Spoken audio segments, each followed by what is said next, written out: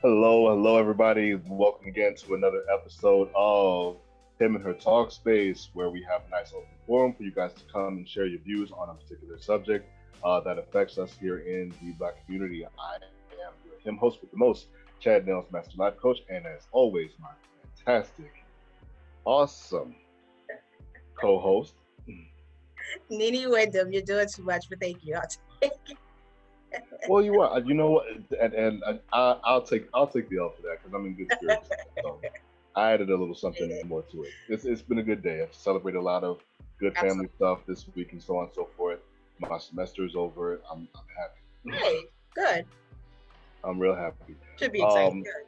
Even with that being said, tonight's subject is another one in a line of particularly heavy subjects that we've been tackling the last few weeks, and that is on the concept of domestic abuse, domestic violence, so on and so forth, and how it affects us here in the community. And as always, we talk about what it is, what it isn't, and what we can do about it in terms of just putting out thoughts and feelings and hopefully solutions that we can carry out into our communities and so on and so forth. So, thank you all. Thank all of you tonight who are part of the talk space. We appreciate having you with us as always. Thank you for making the space what it is. Thank you for sharing that information, the information that we have here with everybody. So, just wanted to take that moment to say thank you. This is a first put out there. When we think about it, we all know of an instance of it, either directly or indirectly. We know what it does. It destroys families, it destroys homes and prisons. It can we see it we see it talked about all in all types of different movies and media and TV shows and so on and so forth. And unfortunately, it can lead up to loss of life. On top of that, on top of everything else, and even if it's not loss of life, there is that aspect of trauma that's involved with it as well. So we definitely want to get super uh, super heavy and super open space with it tonight with you guys tonight. So first question that we have, and I even have some people that have hit me up as recently as just before the show started and were like, I love supporting, I can't do it. It's too much of a trigger for me, and you know what? I have to respect that. I appreciate them letting me know, but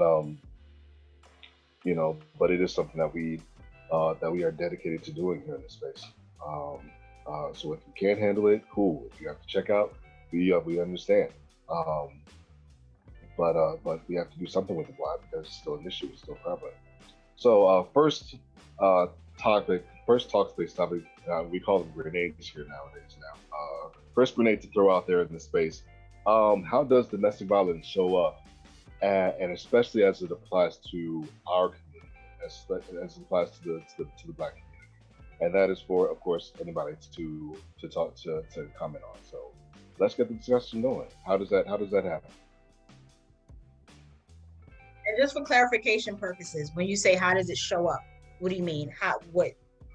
What are some of the ways that we see it happening in our community? Mm, okay. Well, and I guess I can find when you see a person, because of course it can be like the batter doesn't always have to be a male; it can be a female. A person who's very controlling. Hmm. Um, they try to isolate you from your friends and loved ones. Um, definitely physical, verbal, Hmm. sexual. Um, just very aggressive.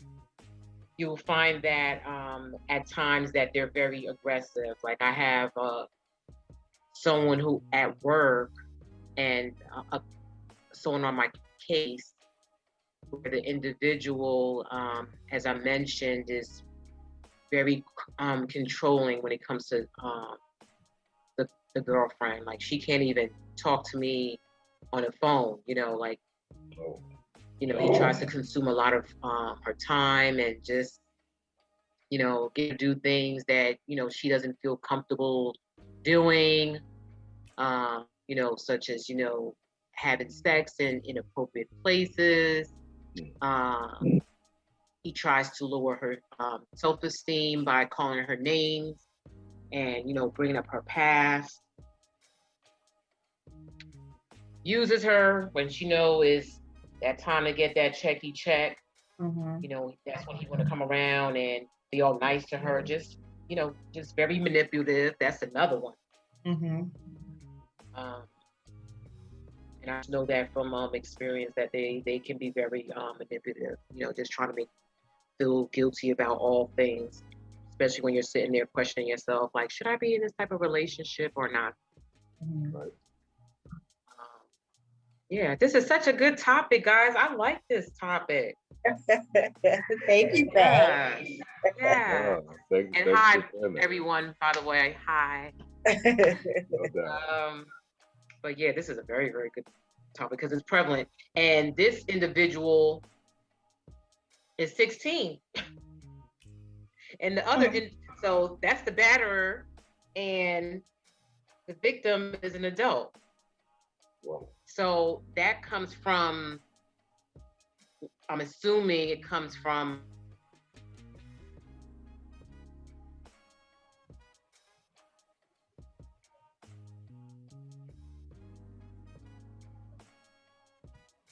Did we lose you? like that. We didn't hear you, Faye. Yeah, we lost you for a second. Oh, I'm sorry. I have horrible connection. You can thank Comcast for that. My internet sucks. Okay. I was saying with observing, just being exposed to DV himself, possibly. Now, he himself is now a batterer. So, and with this individual, just has a lot of anger, easy to set off. Just a ticking time bomb. Yeah. So it's just a shame that I personally think that you don't just wake up and you just be this horrible person that's committing these acts here. It's a learned behavior. It's something that you've observed, or maybe with some things that you were struggling with, or maybe you didn't observe it. Maybe you were a victim. Maybe someone, did something to you, Yes. And when you don't get the help, it just continues. It's like a cycle, a vicious cycle. And then, then the children become involved. Right. Now it's like you observed it. Now you have your own children and you're doing the same thing in front of them, displaying these types of behaviors. And, they're put at risk, whether they're being harmed or they're observing it. Gotcha. Yeah. I appreciate that. Yeah. Thank you for sharing. Thanks for bringing all of that You're in. welcome. And you touched on, you opened up some really wonderful points. Just to be up, if anybody who was on Facebook and saw Nene's post from earlier this week where she put out a lot of the statistics on it. I didn't hear you because you're breaking up. Say it again. Oh, I do not know why. Is everybody's connection bad? That stinks. I told you it's Comcast. It's just me on mine, and it's been like that since yesterday. Get it together, Comcast. What did you say? But no, I was just wanted to say those were some really wonderful points that you brought up in terms of how it shows up and the various ways that it does show up. Mm-hmm. When a lot of people think about domestic abuse or domestic violence, they automatically think physical. But there are a lot of different ways that it shows up. It shows up verbally, it shows up emotionally, it shows up socially, which is a new one that I learned, and it actually falls under the line of when the abuser keeps the person from being socially active, not being able to be in regular contact with family or friends and so on and so forth. Financially or economic abuse, where they are controlling or manipulative through finances. Spiritually abusive, where they prey on your beliefs, which is that's low key triggering to me because I've been a victim of that. But yeah, it's a lot of different ways that it shows up. Are those all the ways that we see them happening in our community specifically from our examples that we've seen or heard of? Do you think?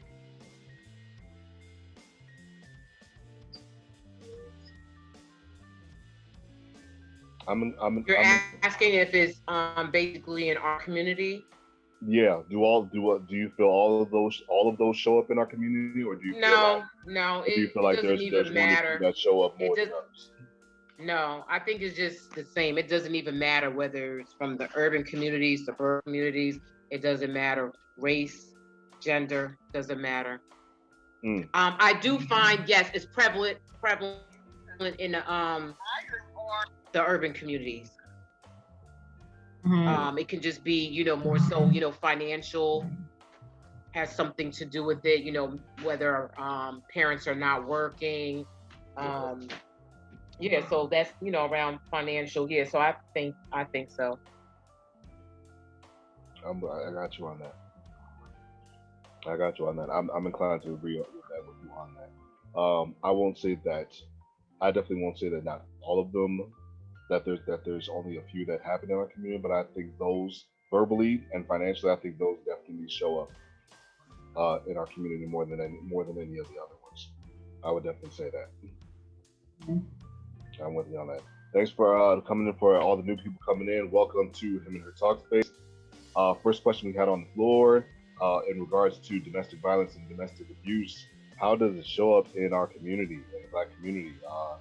Appreciate it. I got another brother that came on. Thanks for the support, man. Usually it'd be me in this spot holding it down solo, but you here, so I appreciate it. But yeah, so I'm sorry. Just to throw it out there, I just went to, because I like doing my little research and stuff like that, and just to put it out there, they say that domestic violence and domestic abuse refers to violent or abusive behavior being current between current or former intimate partners, typically where one partner tries to exert power and control over the other, usually through fear or manipulation. It can include physical, sexual, emotional, social, verbal, spiritual, and economic. So it's got a lot of different heads to it. Yeah. And that's kind of wild. And I think one of the things that we have the issue with is that people, again, like we said, when people think about abuse or violence in the home, they automatically think physical, but not any of these other versions, which can be even longer lasting than the physical one, because cuts heal and bruises go away. But what's the emotional and mental trauma that's left behind, that can stay for years until you get that treated or looked at and stuff like that. So that's definitely one of those things to look at. Anybody else want to take a crack at it? Some ways of how it shows up,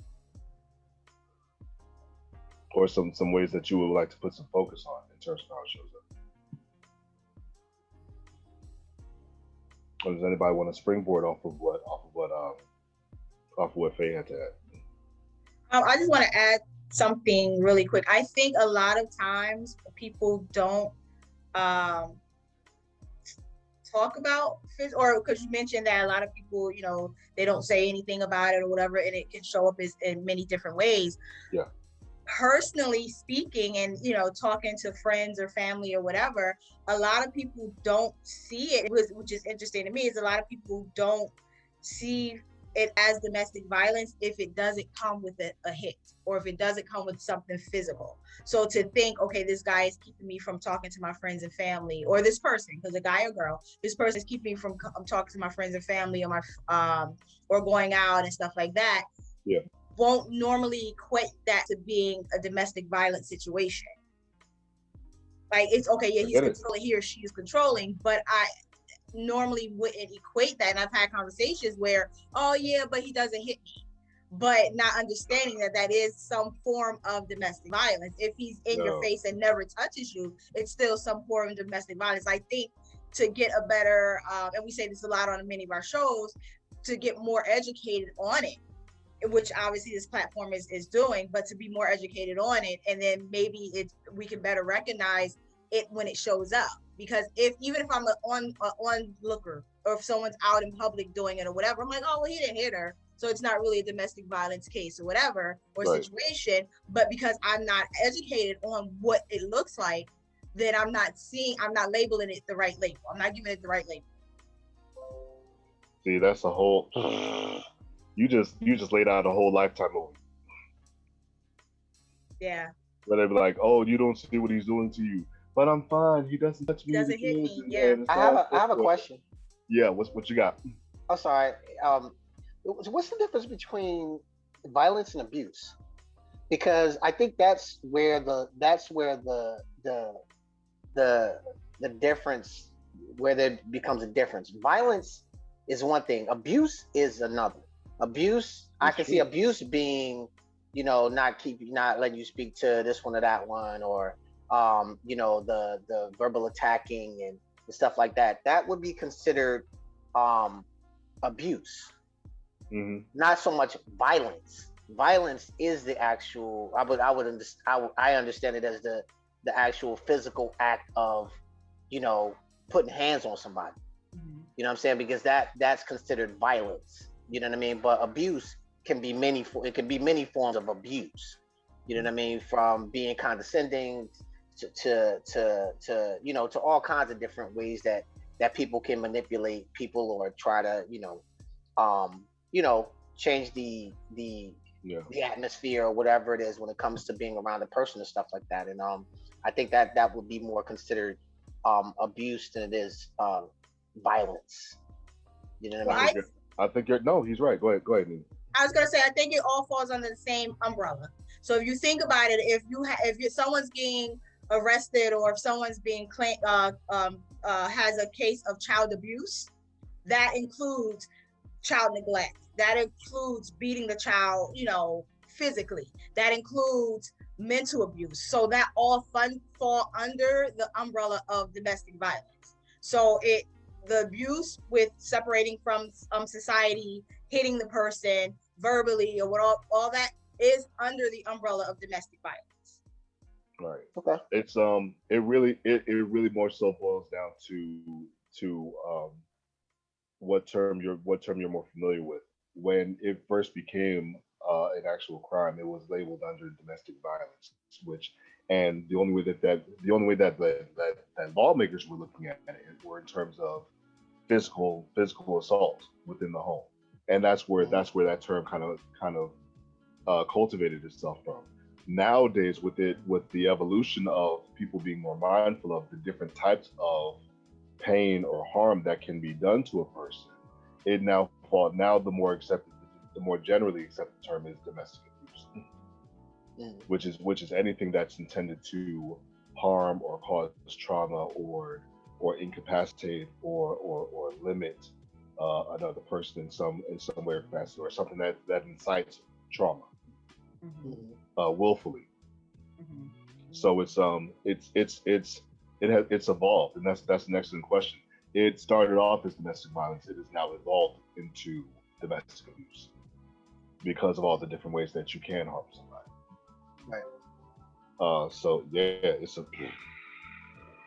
and that's why when I listed all the different when I first looked it up and I looked at all the different topics, all the different ways that it goes down, and I was already aware of some of them, and then there were some other ones where I was like, social. How the hell you socially abuse somebody? But it's a whole thing. He don't never let me see my friends. He don't let me, she never lets me go out with the guys. He never lets me, have girls night out or something like that. Like never. Or if he or she does let me go out, they're always texting my phone. When you coming back? Why ain't you home yet?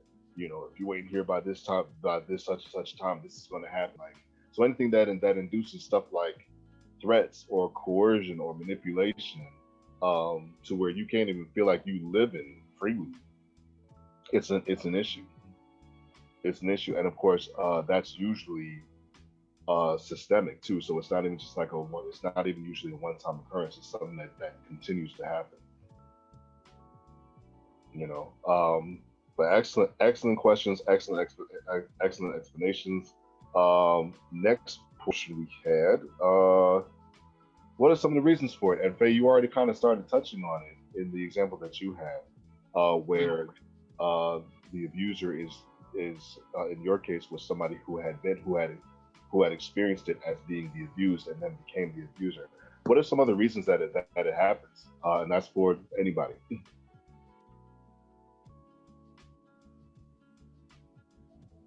question is, why does abuse happen? Yeah, what are some reasons that it happens? Just to get it out in the air and not have anybody assume Some, that we know. well, But yeah, yeah, what are some reasons some for it? people, yeah, some people may feel inferior, and it's a means of uh, asserting um dominance Hmm. because of something that they feel inferior about. Um, that's one other one that I could think of just off the top. That's real. And that's talk about people compensating for for other things or whatever, but it's just a matter of Right. of being able to feel dominant. You know what I mean? And that may be a means of why some people may try to you know try to go that route instead of being able to express themselves in a meaningful way to get whoever it is they're with to comply, or not even so much comply, but agree with certain requests um that are made. um but stupid text that keeps coming through the thing on my phone. Okay. But yeah, now that's basically, I mean, that's like I said, another reason why somebody I would see where somebody might do that, like you were saying before, control. And maybe that was how they were brought up when they were younger and stuff, and maybe they couldn't exert any control over situations and stuff, being that they're young or what have you, and then they end up becoming that type of person that feels like they need to dominate when they get older because they're bigger, and they feel, but that's still a matter of, still, I guess, a point of inaccurate and what's the word, um uh inadequacy, um to where they may feel like they weren't capable of certain of certain things when they were younger and stuff, and they're deciding that they're not going to allow things to happen or whatever, and sometimes they take it too far or whatever. So I mean, that's basically what I can think of. I'm with you on that. Excellent, excellent reason, and I believe that's absolutely a valid one. Chanel, we see your hand up. Go ahead. Yeah, I was going to I guess somewhat piggyback off what he was saying. I believe that hurt people, Hmm. and many of the people who are the abusers in these situations were somehow abused or treated a certain kind of way very young in life. And they may have been victims of neglect, victims of different type of assaults or abuse. And it's learned behavior. No one is born this way. You develop these type of behaviors based on your appearances. So I think that's one reason why people turn out this way. Sometimes it has to do with mental health issues, but the end result is for them to exert control over another human being, and that's just what it is.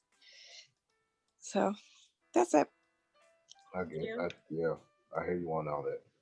Another Um, thing I'm sorry, another thing I just thought about was, especially when you think about a lot of these stars and different people, especially in the whether it be hip hop community and stuff like that. A lot of these guys, whether they grew up in situations um where they didn't have any money or whatever the case is, once you get around certain people, and it could also be like a learned behavior. They may not have even went through all of that before, but the peer pressure of the people that they're around, you know, saying, "Oh, well, you shouldn't be like you shouldn't be, you should," and all, everybody putting their input in, sometimes gets people to do different things that they may be out of character for them, but to save face, they may feel the need to exert themselves in a certain way, not to be embarrassed by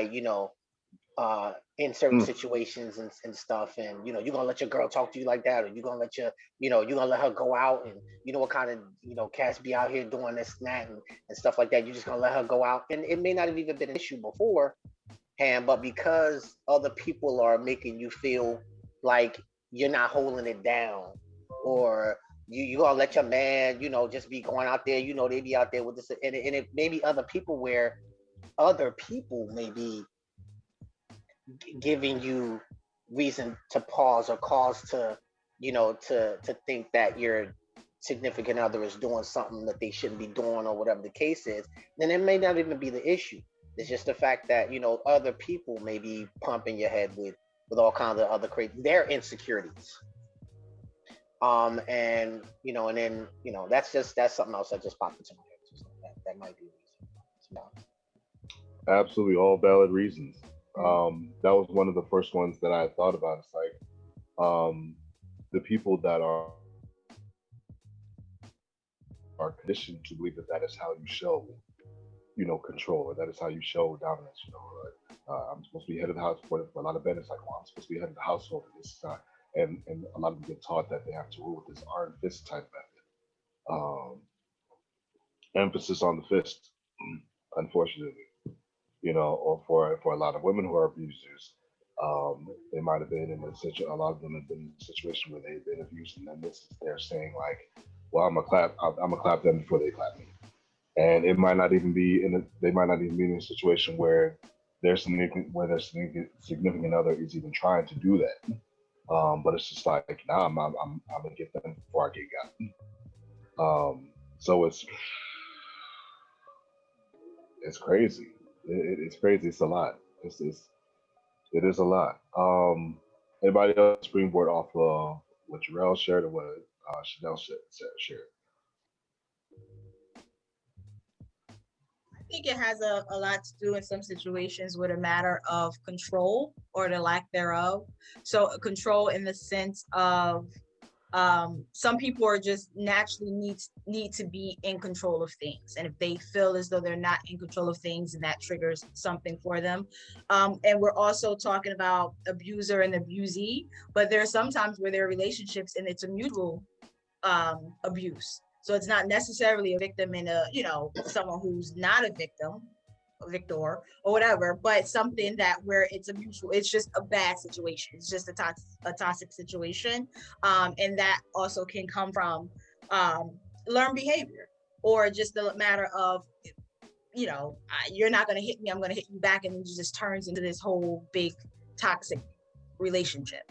So I think those are two other things that can possibly be a reason why. I think that's solid.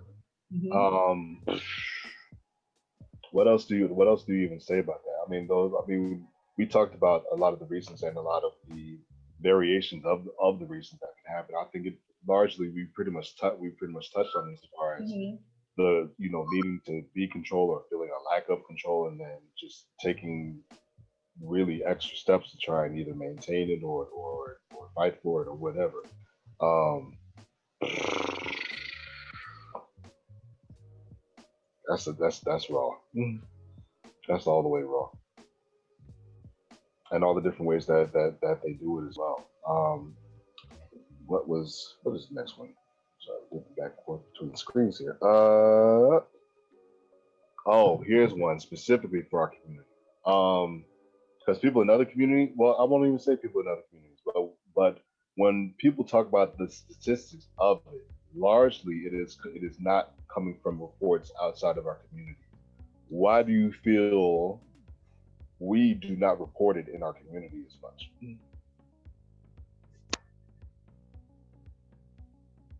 Well, given all of the, I mean, this ain't recent. It's been going on for years, but the the interactions that we have with, you know, the police authority and you know, and those situations like that don't make us friendly to to want to involve, you know, the police or whatever, for whatever reason. and not to say that they shouldn't be punished or whatever like that, but maybe if a man is being physical with a woman or whatever, and she loves him or whatever, she doesn't necessarily want to see him killed, or doesn't want to feel like he may get killed due to his aggressiveness, and a cop come around and they put him down. That may be one reasoning behind it. It may be just a fact that they don't necessarily, the victim doesn't necessarily want to see the they don't want to see the person punished. They just want them to stop. Meaning they don't necessarily want them to go to jail or whatever. They just want them to stop what they're doing. But a lot of times, unfortunately, that actually probably needs to happen in order for them to get to sit and think for a minute. Whether it be because they're taking alcohol or drugs or whatever the case is, or just that's their demeanor. Sometimes you need a minute to really, you need to be in a bad place in order to be able to really sit and think about some of the actions that you take. But just as far as some of the reasoning why, that's one reason why I think people don't necessarily rush to the authorities when that type of situation happens, or they feel like they can deal with it, or they feel like it's not that bad, or they feel like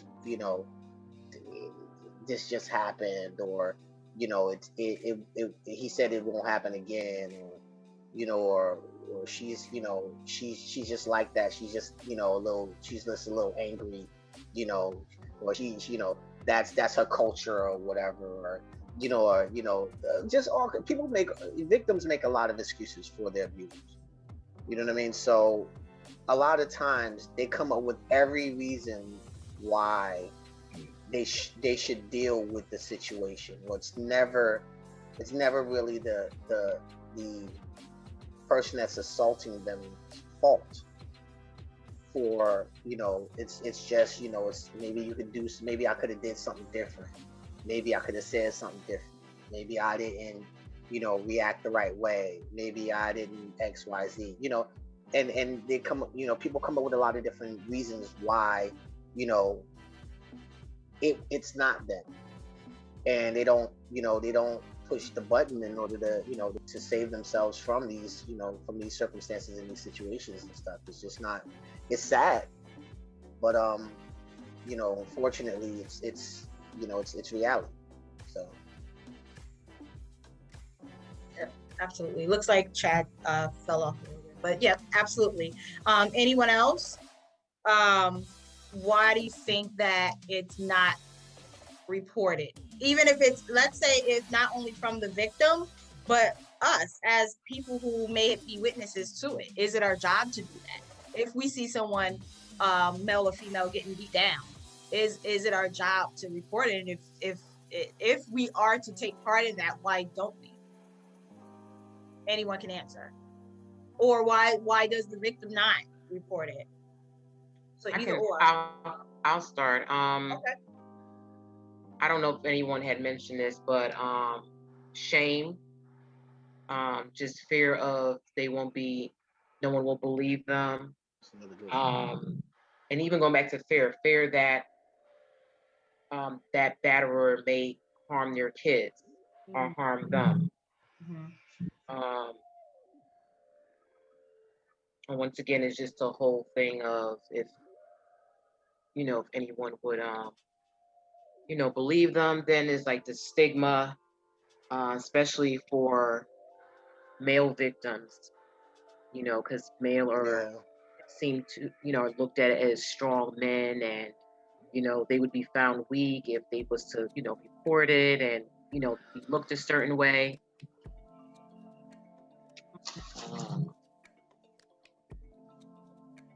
Yeah. Okay.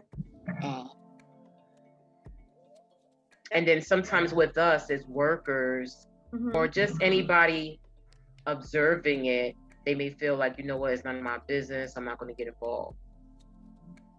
I know that when, as I was mentioning in regards to a case, she was saying she was trying to flag down someone was witnessing what was going on, and they drove off. Like, she's jumping in front of the car, and his, he started cursing at her and was saying, I don't want to get myself involved. But it's like, suppose he had killed her.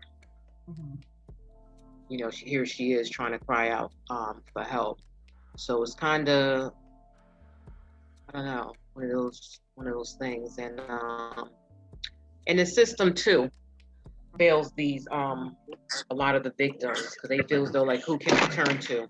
I go there, I try to file a TPR,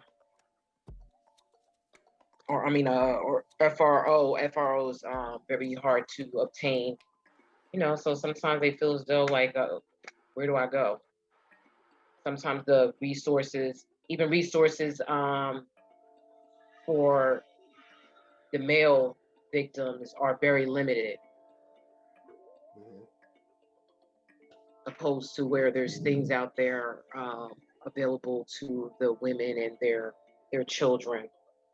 And just having a group, they probably don't feel, they get comfortable. Not that they get comfortable, it's like, okay, I don't feel like going in a shelter. I'm gonna just kind of deal with the situation where I'm at. It's not the best situation, but let me try to just stay here instead of me and my kids have to go to a shelter. I'll go on a tangent. I'm sorry, guys. No, that's great. That's fine. Yeah, you're good. Good. Anyone else? Why do we think, or why do you think victims of domestic violence, of domestic abuse, don't report it? What other reasons don't they report it? Or even if you are a witness to it, why are we so not jumping at reporting if we see it happening? Why do you think? Oh, one other thing I wanted to add on why they don't report it. Sometimes they're not ready, and that was told to me. Although you give them all the information, where to go, what to do, this person was like, I'm not ready yet, because, I'll go down to the police station, do all of that, and still remain with the batterer. So that person has to, and I get it. Yeah. And, and I'm like, okay, definitely makes sense. You have to, with anything, be ready to leave it alone, like drugs or whatever it may be. You have to be ready to step up out of that situation. And sometimes it's very hard. Maybe that's what you've been used to. Maybe you were in that, all your relationships has been like that. A lot of time, they get it mixed up. They think it's love, and it's not. So that's what they're used to. They may not be getting love from their parents. This is something that's real. That person that's in the household with their parents, don't pay them too much attention. But here it is, this person comes along and is giving them all the attention that they need and making them feel wanted. Okay, and to have to leave that alone, So, okay. Thank you, Faye. Denise, I see your hand. Go ahead.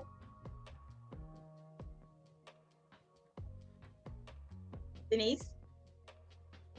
Y'all take it off mute. Oh, I was trying to get to the mute button. Sorry. That's okay.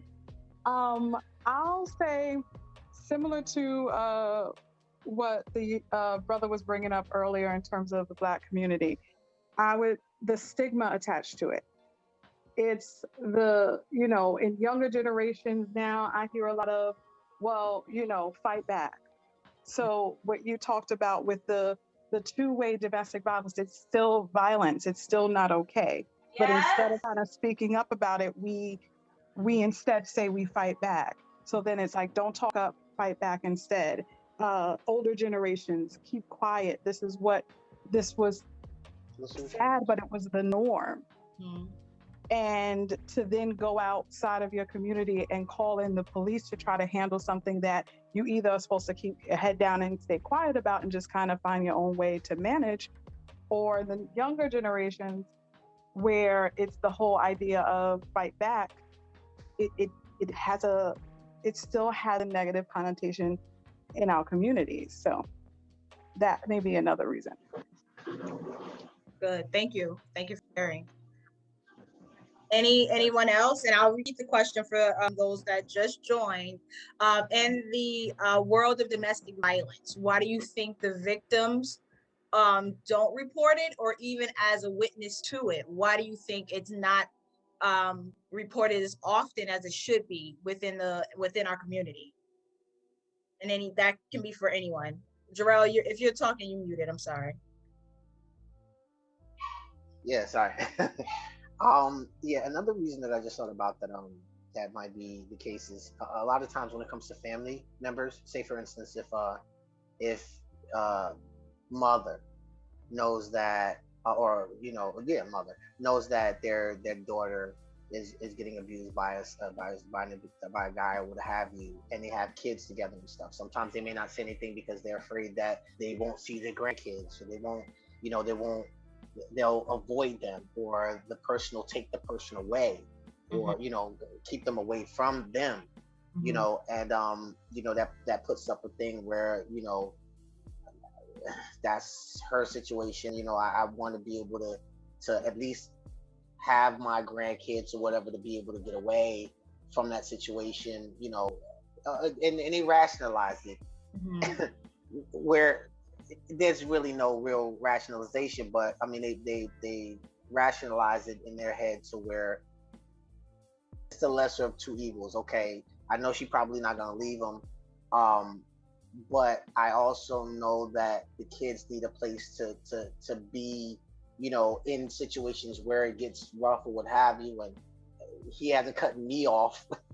So at least I can be an escape.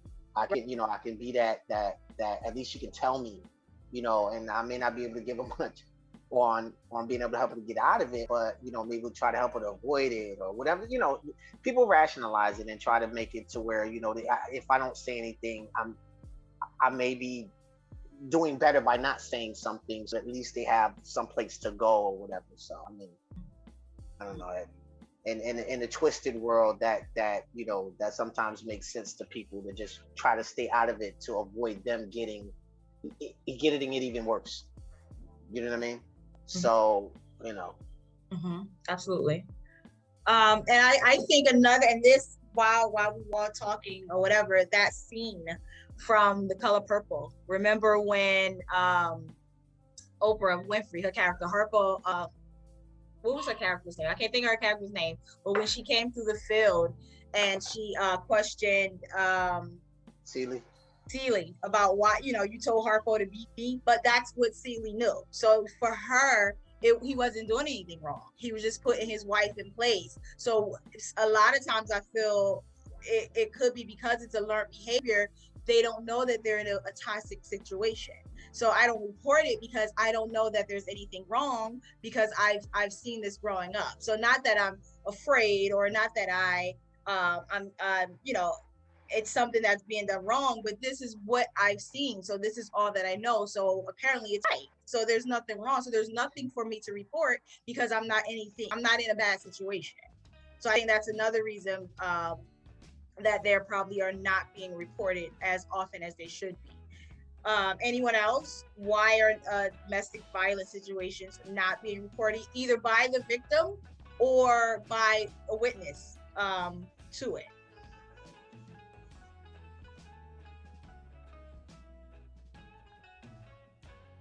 And this is for anyone. Why are they not being reported, you think? I feel that people don't have adequate support to actually tell. They don't feel that that someone will help them get out. It could be a dangerous situation, but it's dangerous anyway.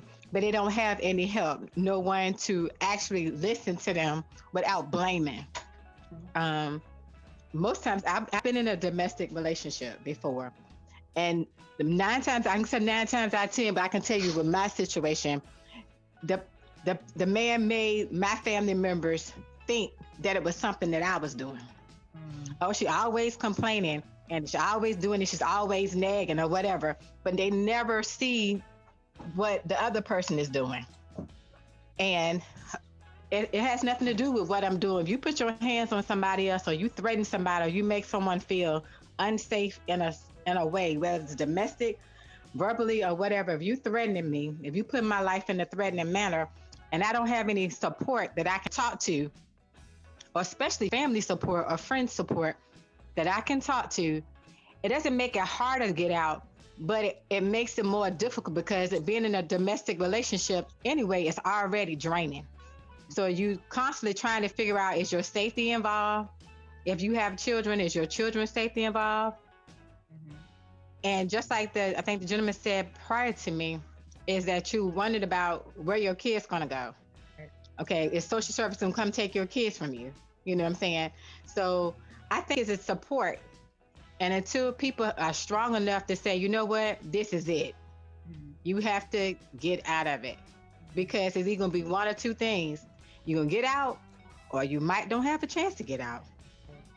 So I think, to me, I think mine was support at that time, till it got to a point where they told the lady told me at the school, if I hear your son talk about domestic violence one more time, we're gonna report you to social services. That's all it took in my head. Forget the man. I want my Wow. child. Yeah, that's tough. Yeah. Wow. Anyone else before we move on?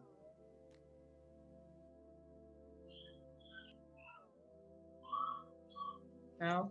What role, and I kind of touched on this before, what role do we play? Like, do we as a witness, or or knowing of it, maybe not physically or actually witnessing it, but being the receiver on the other end of someone telling us about it? What role do we play in that? Are we responsible to report it, or what are your thoughts on that? Is it up to them to report it, or do we play a role in that as well, as in reporting it? Hi, this is Pascal. How are you? I'm doing well. How are you? Hey. Um, that's a tough one because there are so many factors involved. Like everybody has stated earlier, if the victim has children, like what are the I don't want to call it consequences, but if you call the authorities, I know my god sister's a social worker, and she says they would have to go in and take the children, no questions asked. So it's like it puts the family in a very tough position. Like over the weekend, I a friend of mine, she was a victim of domestic abuse. She had to be hospitalized. Um, the guy beat her from pillar to post. She has a gash from the tip of her nose to her hairline. Um, and this Friday she has to see a plastic surgery because that's how deep it is. The doctor said the guy was inches of making her blind because that's how he was extremely violent. This man, he's been arrested before, but she keeps taking him back. Her family has gotten involved, her friends have gotten involved, and I mean, I hate to say, but there are certain people, there's no getting through to them because in their heads, for whatever reason, they feel they need that person. It's You know, manipulation. you know, um, she's a beautiful girl. We try to, breathe life into her. We try to tell her, you don't deserve this. Nobody deserves this. This is not love. Well, he takes care of me and I've never been treated. I said, but he's beating you. So like, is finances, somebody taking care of you financially, a substitute? Is getting beat up for opening your mouth, for saying, okay, can you put the dish in the sink? Something as simple and as minor as that can set him off. Is that I mean, what is that the trade-off? If a man is taking care of you, that you have to accept being abused? And I feel like a lot of our women are in that tough financial predicament where somebody comes into the picture, he's paying all the bills, she's no longer struggling, but she's getting beat day in and day out for little to nothing. So her mom, she begged her friends to not tell her mom. Her mom eventually ended up finding out, and she was a basket case because her mom did tell her, you have to leave him. If you don't, I'm calling the police, and I can take the baby. But her mom also is disabled, and she can't really handle a hyperactive 7-year-old boy. So her sisters, 2 of them, they don't have children. The one does. Everybody has their lives, and at the end of the day, a lot of victims, they do not want to be a burden on somebody else. They don't want to come knocking at your door begging you for help because they feel like they will be a burden. They feel like, she's already in danger. Now you're going to put somebody else in possible danger, which is why they stay in their little corner and not reach out.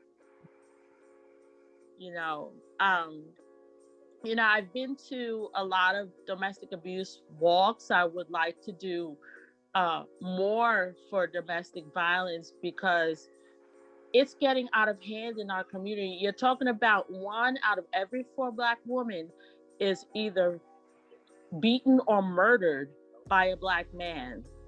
That's 25% is too much. Right. 1 death at the hands of domestic violence is too much. We have to get to the bottom of a person's anger, which is why I always stress therapy. There are signs. There are clear-cut signs. If a man yells at you for no reason, and don't get me wrong, domestic abuse goes both ways, right. Men to women and women to men. You have women who will throw a dish at you without blinking twice.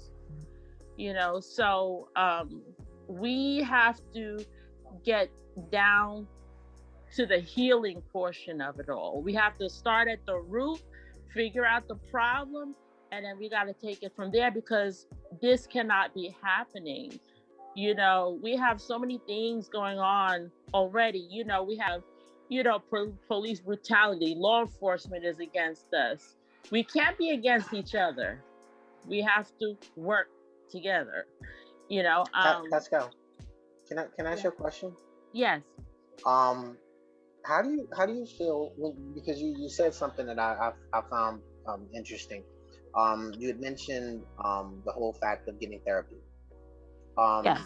Therapy, we find in the Black community is not something that we do, unfortunately. Yes. Do you think that's attributed to the fact that because I heard this somewhere before. Somebody mentioned that kind of more the reason, 2 of the reasons why our folk don't really go to like therapy is 1, the therapist usually can't relate to the plight. Reason being is because they may not be a part of the a part of our lifestyle and how we see things and how we go through things. And the other reason may be, part of the fact that we're taught to kind of deal with it. You know what I mean? And get over it and get your life together and suck it up and every other, every other the way that you can say that. So how do you feel about, when people or that thinking? Okay. Therapy is something that we are still resistant to. A lot of us are, including myself included. Therapy is something that we are still resistant to. And I think we have embedded in us that there is a trophy at the end of struggle. We must struggle to get to the end of the tunnel. And that has happened from way back in our slavery days also. You have that one woman who carries the entire family on her back, nobody asks her, are you happy? Mm-hmm. How are you doing today? Because it's expected of her. Mm-hmm. You know, when I'm on social media, when I see, women being shamed, mothers being shamed for taking time out for themselves because for whatever reason, maybe they just need a time out. Maybe they're feeling overwhelmed. And I literally see other women in the comments shaming them. Well, my grandmother had 19 kids and she didn't have no breaks. She didn't have nobody to help her. And she did just fine. We're living in a different day and age. It's not the same anymore. My goddaughter suffered from severe postpartum depression, where it's like so many people had to come in to help her out. It's like, we have to help each other. We have to promote therapy. Men are worse when it comes to therapy because they'll tell you, I'm not crazy. I'm not crazy. I don't know who said therapy meant you were crazy. That's not what therapy Or is you're at weak. all. Yeah, they have this misconception that their therapy means you're either crazy or weak. Yes. You can't deal with your own problems or whatever, so you need somebody to help you deal with your problems. Like, and that's shunned. You know what I mean? Yeah. So yeah, that's just sad. And that's why, like in New York, we have a lot of police suicides taking place because what is their outlet? Because if it's like bullying. It's like if somebody says they're going to see a therapist, you're going to get joked. They're going to laugh at you. And I know it's worse for Black men because it's the factor of, okay, you're weak. You can't handle your problems. You can't handle life. And another thing we have in our community, we find ways to dismiss another's trauma. They're like, oh, girl, that's nothing. You always complaining. It's always something with you. Instead of taking the time out to really listen. And, sometimes, it takes a bigger person to create a space in your own head and your heart for somebody else. We have to be able to see if somebody's feeling overwhelmed, if somebody's going through something, because stress is a silent killer. People go to bed every day and then they don't wake up the next morning, and you're wondering why your cousin is dead at 35. She had a 6-figure income. She had everything going for herself. So why is she dead? She should be happy. That's not the case. Everybody thinks that if you're doing well in life, then you're good. No, that's not it. Everybody has something going on. Everybody has especially like when you get up there, you're getting into the 30s, the 35s, even the 20s. Children go through traumatic experiences. Like, my brother's a teacher, and every day he tells me what's going on with a certain student, and the student is 13, 14, and then it makes you wonder, wow, like her home life isn't that great. But again, I don't want to make it about race, but he works in a predominantly white school where services by default are provided to deal with that. It is not issued in Black schools. We have to get children. This is where it starts. It starts with the parents and the children. Have them come in for a session.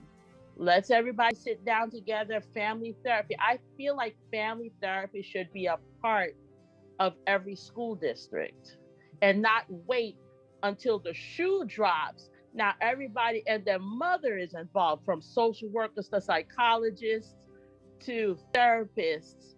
But you could have caught it in the beginning. You could have caught it in conversation. You could have caught it at parent-teacher conferences.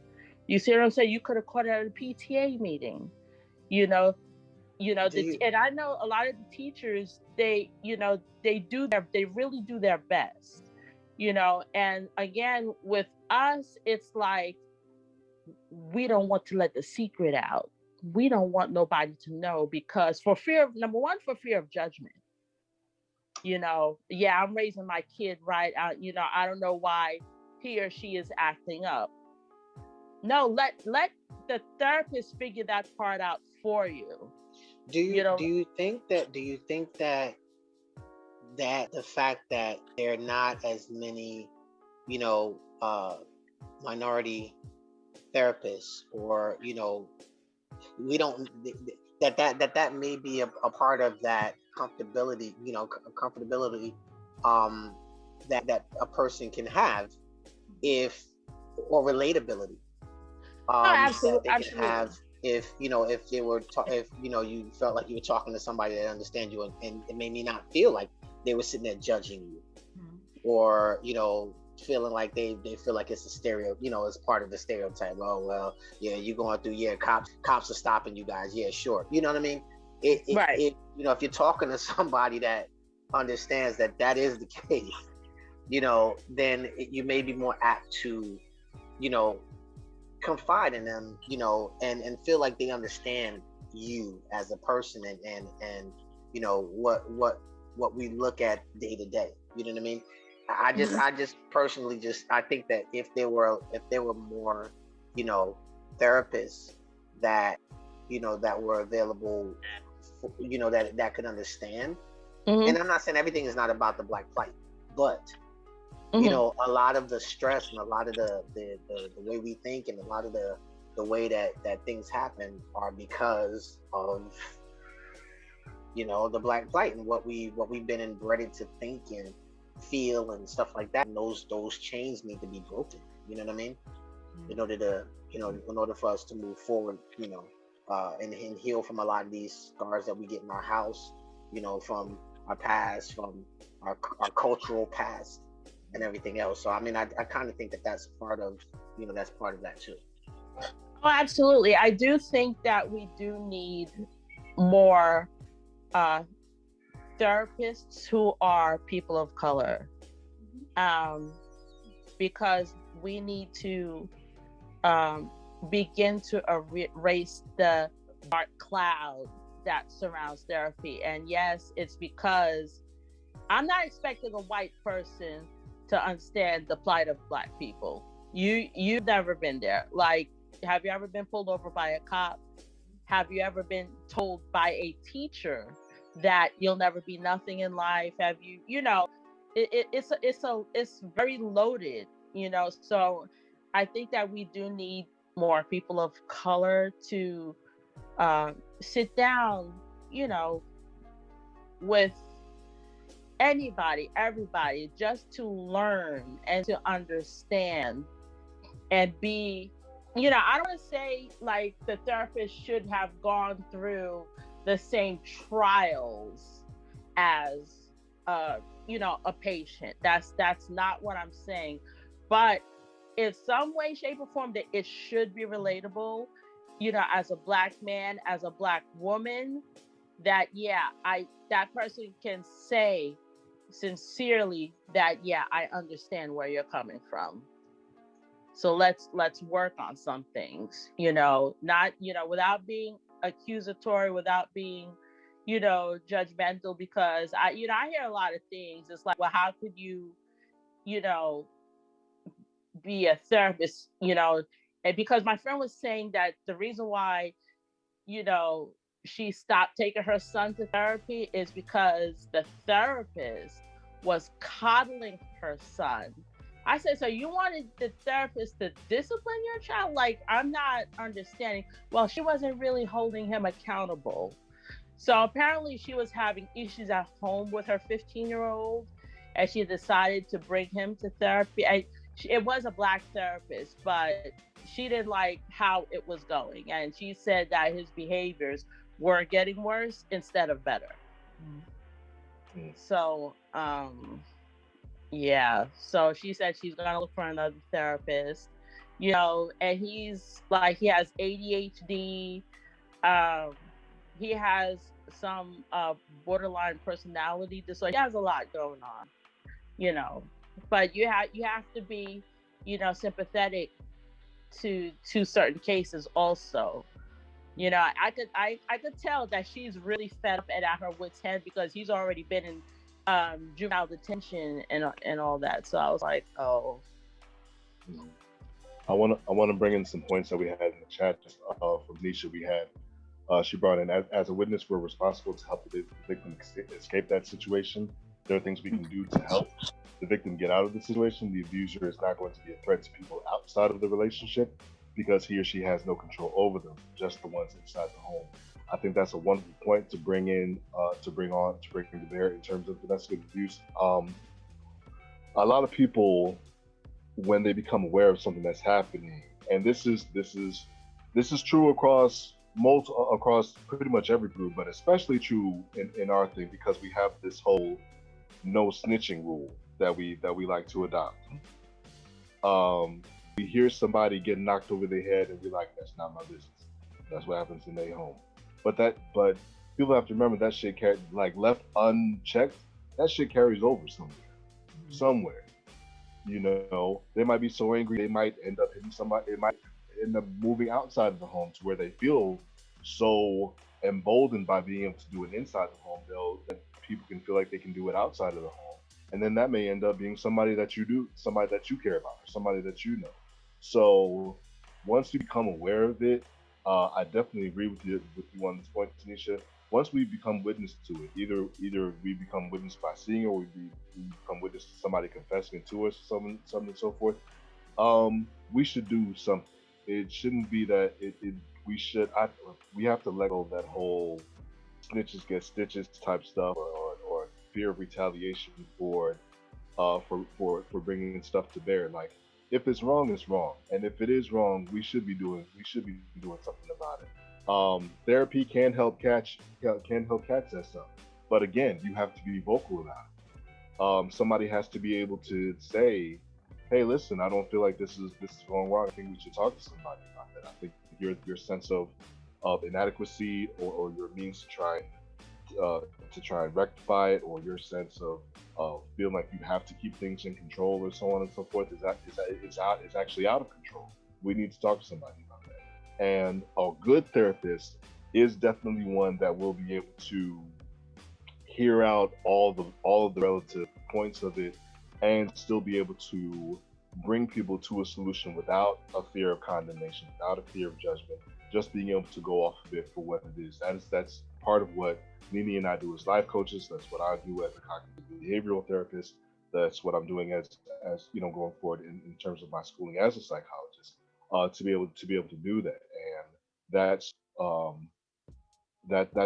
that's really key. But I can't do anything, or Nene can't do anything if somebody doesn't say something. And if you're too scared to even say something, even if you're not in the situation, if you can't bring the situation to somebody who can do more to the situation, then this crisis continues. And I think that's a major part of why it has continued, because too many people have remained silent on it. That's part of why I put it in the title, the silence and the violence, because it is very much a silent killer in the community.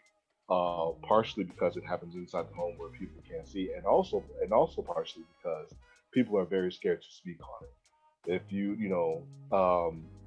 men and women both, men especially, and I'm speaking from men who have, speaking from the perspective of a man who has spoken to other men who have gone through abuse. They are scared as hell, because to say that you've been abused, people are in the court of public opinion. People already automatically wipe you off as, oh, you some old soft baked motherfucker, you some old soft boiled cat. And it doesn't say, like, you being abused doesn't mean that your woman took it to you, and so like beat you over the head with a frying pan.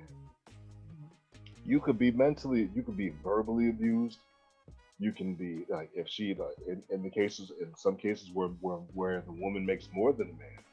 I have seen cases of women who exercise financial and economic where they lord it over him that she makes more than him, and then that's a point of manipulation, and that can cause trauma too. They have you walking away feeling like you ain't as much of a man because you ain't making as much, or what have you. You can't go and do what you want to do because you're quote unquote using her money. So it's like I said, and that's part of why we used that in the beginning to say that there were a lot of different ways that it can show up. You don't have to show up to the police or to the therapist with a black eye or with a bruise. You have mental bruising, you have emotional bruising, you have spiritual bruising. I have seen accounts of people who leverage a person's spiritual beliefs against them to have them do the things that the other person wants them to. Well, yeah, hey, I mean, go and do what you want to do. I don't know if your God would be happy with you if you did this. And then they're like, oh my God. All right, fine, babe, what would you like to do? And then they got you. But that's draining, and people don't talk about how drained that is. They don't talk about how it erodes over time. It doesn't have to be that super sharp, fast twitch reaction of getting hit and automatically having trauma. That trauma can build over time. So that's one of the big things that we want people to understand when it comes to domestic abuse. Like know the signs, understand the different ways that it can come out. If you hear about somebody that can never come out with you because their significant other is saying this, that, and the third. Oh, she doesn't really want me to come out. He she or you had plans and then all of a sudden there was an argument, and then you make plans again and all of a sudden there was another argument, and you make plans and all of a sudden there was another argument. I'll even use the personal point of mine in that. I got into the point with one of my best friends where he would invite me. I was in a relationship, and he would invite me out. He would invite us out, just to come in and have fun and fellowship and so on and so forth. And I always canceled out on him because the day that it would show up, me and my significant other would end up having an argument, and then it would be to the point where it's like, dang, I don't even want to go. And it got so bad that he didn't even invite me to his wedding, and I missed out. Wow. I didn't find out till almost a year later that he had gotten married, and that was almost heartbreaking for me because this was one of my boys. This was one of my boys, not like like okay, that's my friend. This was like one of my A1 day ones, and for me to have gotten to the point where he didn't even feel like he could count on me to show up for something like a wedding because I was always out of commission. I was always out of commission when it came to it. Why? Because I was being socially abused. It was always something. Why we gotta go see your friends this week? Why we gotta go to? Why can't we see my friends? And it became a fight. So there is that. And to be honest, even though me and that friend are better off now that I'm out of the relationship, it's not back to where it was. It's not back to where it was. So even when you do get some type of rectification for yourself, that doesn't mean rectification for everybody around, for everybody that it's affected. And that's one of those big things. Nene, did we touch the last point? The observer. Mm-hmm. We're good. Did, and I do want to throw one more question out there if you don't, Yeah. unless you had something, because we're talking about domestic violence and being in the situation and how to get out of the situation and all that. What we did not touch base on, and I think is very important for us to touch base on, is how do we recognize the red flags? So that it just doesn't happen. Like at some point in the relationship, there is something that tells us there are red flags that show us that this is going to get bad. What are those red flags, and how do we recognize those red flags? And that's for anyone in the group.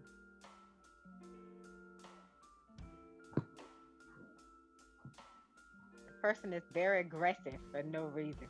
Mm. They're Okay. aggressive. Mm-hmm. Good. They're offensive over stuff. They can joke with you. You joke with them, they fly off the handle. Okay. They can give a joke, they can't take a joke. Everything is all they have to be somebody always out to get them. And they're always like gaslighting. They're not giving anything, but everything somebody try and take something from them. You know, those are flags that I've seen, you know, from my experience. They're highly offensive. And anything is offensive. Anything is offensive. I'm gonna share something with you guys that I usually tell. Can you hear me? Yeah. Oh, okay, I'm sorry. I thought I had on mute. That I tell my kids, and even, you know, some of my friends' kids and stuff like that, that sometimes a lot of times people ignore in relationships. A lot of times people show you those things early in the process of you getting to know them. Yep. I usually tell, you know, it's just something that I've just come to learn as I got older. Usually the first 3 months of any situation is great. Any situation that you get in, the first 3 months are like, you know, everybody has their face on. You know what I mean? Usually around that 4th, 5th month, they'll show you that thing. You know what I'm saying? Whatever it is, they'll show you that thing. You'll see it. It'll pop up where they like, what? Or, you know, or some kind of weird thing where you're like, whoa, what is that? You know, and a lot of people choose to ignore it, you know, or don't take note of it. You know what I mean? They just feel like, oh, well, maybe you're just having a bad day. That's a bad day that's going to be happening on the, you know, on the regular. And I'm not saying that I'm not saying you just throw the whole, you know, don't throw the whole burger away, but just take note that may be the, you know, that's a sign of what you're looking at, and you'll see things. And a lot of people just choose, whether it be because of, you know, because of money, they choose to ignore it. Because of sex, they choose to ignore it. Because of, you know, how good they are with the kids, you choose to ignore it. How, you know, whatever, you just choose to ignore it. But a lot of those things are shown very early, but people just choose to, you know, just, you know, discard it and say, oh, well, it's just a one-off. Oh, it's not really like that. Maybe it's just, you know, it's something he said, or somebody had a bad day or whatever. But it's early in a relationship. And usually the further you go into a relationship, the more the guard comes down and you really start seeing the person. So, you know, and like I said, a lot of people just don't take heed and don't realize that, you know, those are things that you need to take heed of and really pay attention to when you're getting to know a person. That a lot of those traits, especially when you're older, you know what I mean? When you're a kid, whatever, when you're older, you're usually set in how you are. You know what I mean? So usually if you see those weird little tweaks and stuff like that, you know, after like 35, you know, then going forward, then it's, a lot of times you're looking at what it is.